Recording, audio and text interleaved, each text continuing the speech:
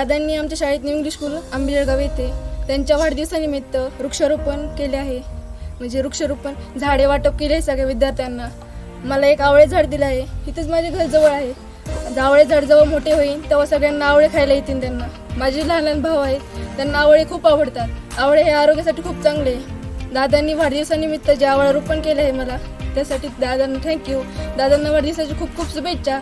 आयुर्वेद औषधी व उपचार पद्धतीचा समृद्ध वारसा आपल्या देशाला लाभला आहे. तो वारसा पुढे घेऊन जाणं आणि भारतीय आयुर्वेदिक संस्कृती टिकवून ठेवणं महत्वाचं आहे. आयुर्वेदिक गुणधर्म असणारे वृक्ष हे अनेक प्रकारे आरोग्यासाठी उपयुक्त ठरतातच. शिवाय या वृक्षांमुळे जैवविविधता आणि निसर्गाचा समतोल राखण्यासही मदत होते.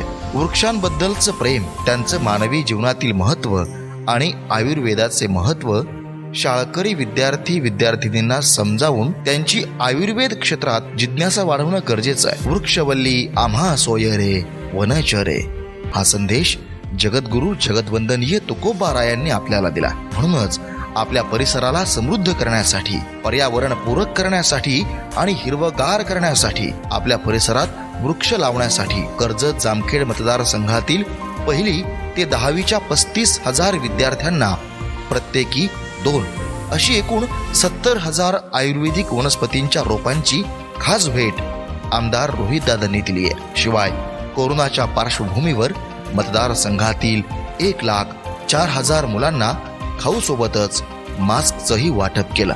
मी या झाडाची खूप काळजी घेईन, रोज पाणी घालल.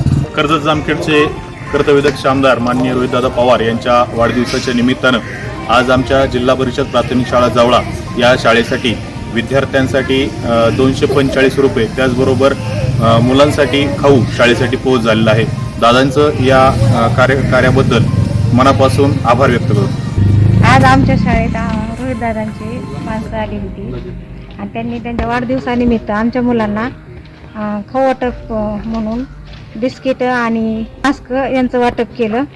आम्ही त्यांचे आभार मानतो. आयुर्वेद औषधी व उपचार पद्धतीचा समृद्ध वारसा जतन करण्यासाठी कर्जत जामखेड मतदारसंघाचे आमदार रोहितदादा पुढाकार घेत आहेत. भविष्यात या वनस्पतींची लागवड महाराष्ट्रातल्या प्रत्येक मतदारसंघासाठी दिशादर्शक ठरू शकते.